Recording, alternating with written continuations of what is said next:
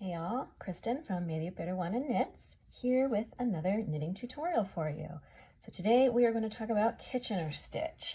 Kitchener stitch is probably most often seen on a sock toe, which is what this is, when you are working socks from the cuff down to the toe, and it's used to close up the toe.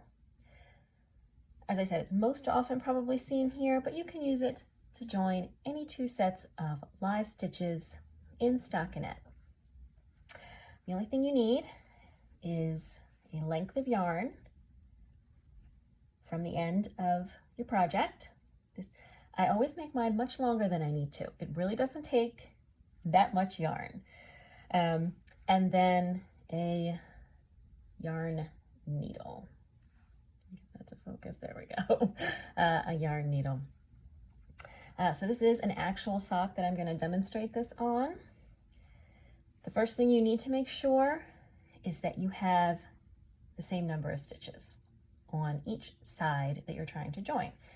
Now, you can fudge it if maybe you're one stitch off, and I'll talk about that a little bit later. But you really want to try to have the same number. So we're going to get both of our sets of stitches toward the end of the needle, and then we're going to thread this yarn onto the yarn needle.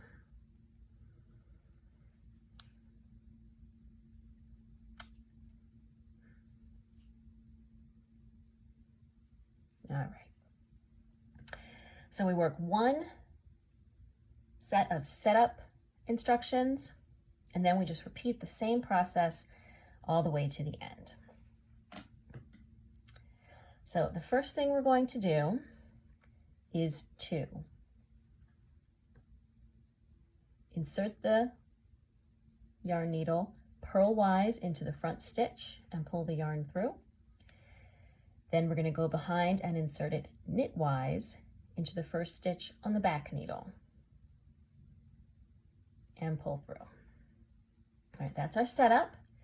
And now we are going to repeat the same 4 stitches, we'll call them, the same 4 moves all the way to the end.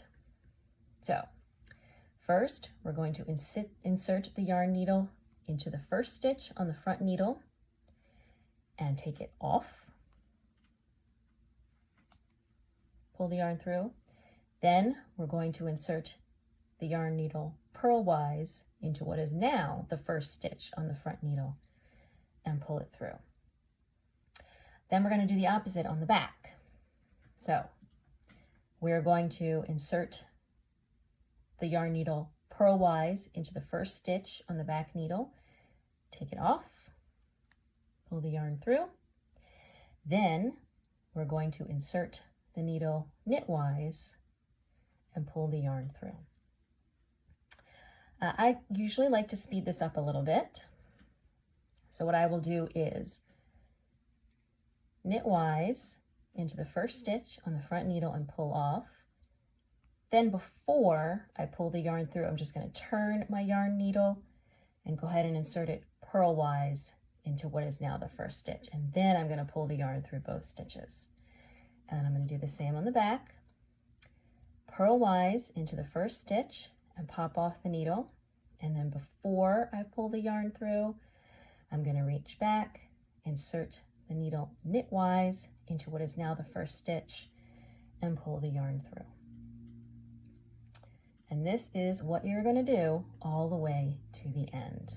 So knit, purl, make sure you don't get your yarn wrapped around your needle, purl, knit.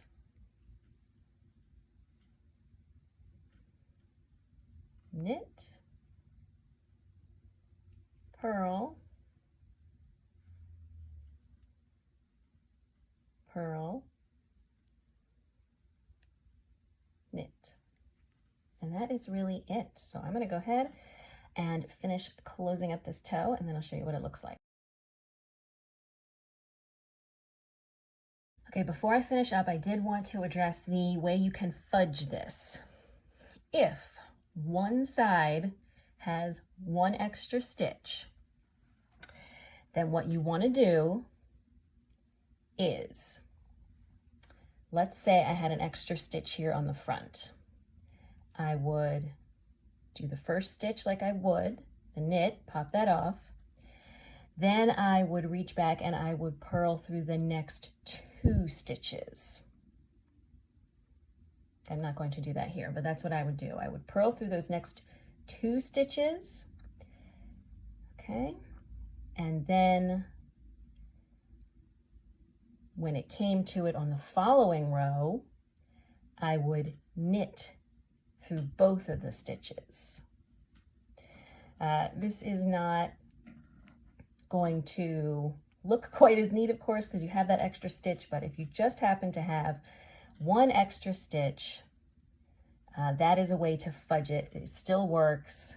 You get kind of maybe a little bump along the road, but it does work. So hot tip, that's how you would fudge it.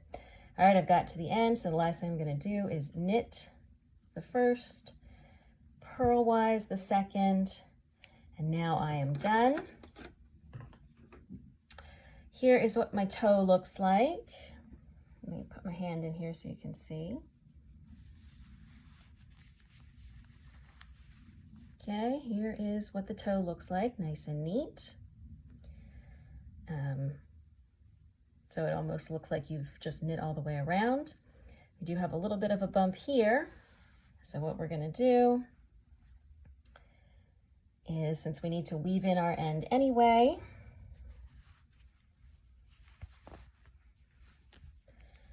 we're going to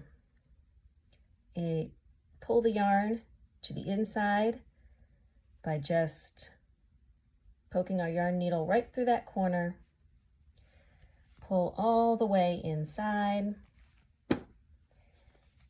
and now it's tucked away inside and you can't see it anymore. All right, so that is how to work Kitchener stitch, a way to join 2 sets of live stitches in stockinette.